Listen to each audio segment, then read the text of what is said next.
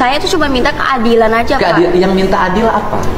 Waktu digusur itu tuh nggak ada musyawarah, cuman ada satpol PP datang. Ya, cuman pertanyaan, Anda tinggal di tanah orang. Saya balik pertanyaannya. Tinggal di tanah orang lain harus bayar nggak sama yang punya tanah? Bayar. Kalau saya balik nuntut, Pemdanya suruh minta tagihan, dihitung berapa tahun ke belakang, bayar tiap tahun. Ya, Bapak kan bisa lihat dulu latar belakang saya. Misalnya saya miskin atau enggak, terus mampu bayar atau Oke, enggak. kamu miskin nggak? Iya, Miskin. saya mengakui. Kenapa miskin? Pengen hidup bergaya, sekolah harus ada perpisahan. Kalau buat masalah itu sih kan, Ya kan kamu miskin. Ya kan kamu merasa miskin. Kenapa orang miskin nggak prihatin? gini Pak, mohon maaf ya Pak ya. Saya bukannya menolak kebijakan Bapak. Saya Bukan kebijakan saya, itu kebijakan bupati.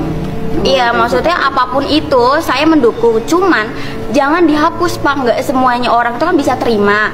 Terus kalau misalnya kayak wisuda dihapus, terus misalnya Bapak juga ngebalik minta pajak sama saya, padahal kan saya miskin, apakah? Bukan minta pajak, saya balik. Anda miskin, tapi jangan sok kaya.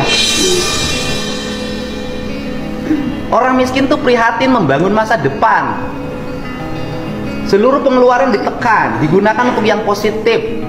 Bisnis, pengembangan diri. Lah ini rumah nggak punya, tinggal di bantaran sungai.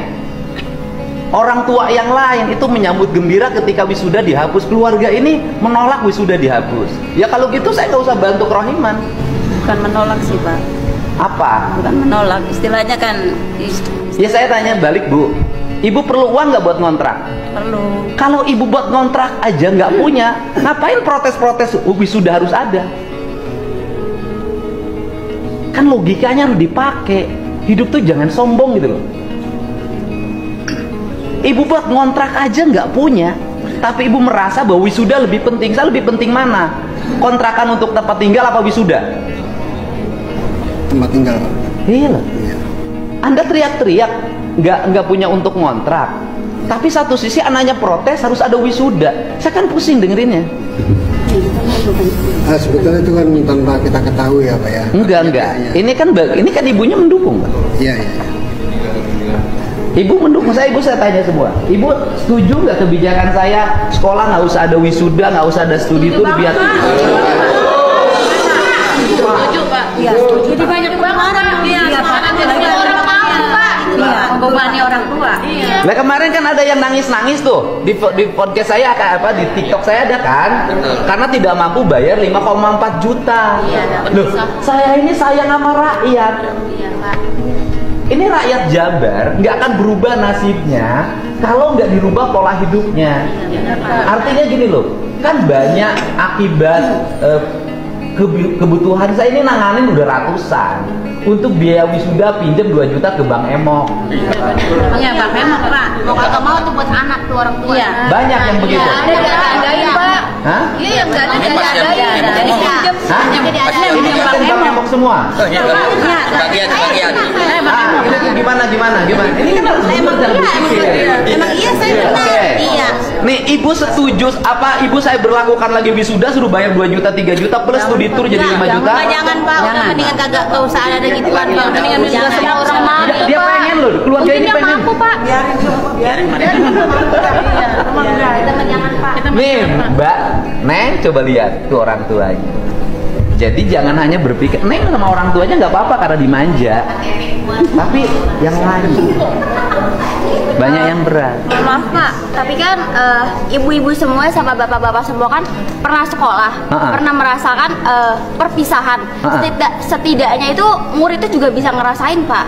Nah, maksud saya ditekankan di sini ya Pak, bukan masalah wisuda dihapus, tapi perpisahan tetap ada, cuman pengeluarannya aja diminimin aja Pak. Yang urusan minimal kan urusan sekolah, bukan urusan saya. Iya. Kan kalau misalnya ada ketentuan kayak gitu, semuanya kan berarti seneng Pak. Adil. Saya gini, bisa nggak nyegah minimalisir? Ya akan bisa. Setiap sekolah punya gaya yang berbeda. Saya bilang kamu pengen acara wisuda, pengen acara perpisahan, bikin aja teman-teman kamu kumpulin OSIS, pramuka, paskibra, organisasi, silahkan aja bikin, tapi di luar ketentuan sekolah. Nggak boleh ada pungutan di sekolah. Kenapa? Nanti yang dibulinya kepala sekolah, dilapor-laporinnya kepala sekolah. Kepala sekolah itu ngikutin keinginan siswa. Saya sudah bertemu kepala sekolah yang dia mengeluh, Pak, kalau tidak dilaksanakan anak-anaknya protes sama saya. Tapi ketika saya laksanakan, saya diperiksa. Di sekolahnya sampai bikin band 150 juta dari Jakarta. Nah, pertanyaannya adalah, nih, yang lain, ibu semuanya punya 1,5 juta untuk perpisahan? Tidak, Pak.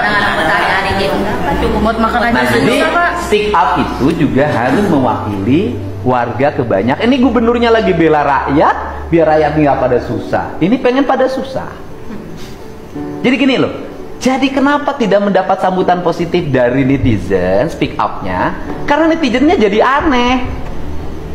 Karena speak up menentang kebijakan gubernur yang kebijakan itu sangat meringankan beban orang tua. Jawa Barat itu sekarang ranking pertama Bank Emok, ranking pertama pinjol. Hari ini pagi-pagi saya sudah dikejar-kejar sama orang yang korban koperasi eksis.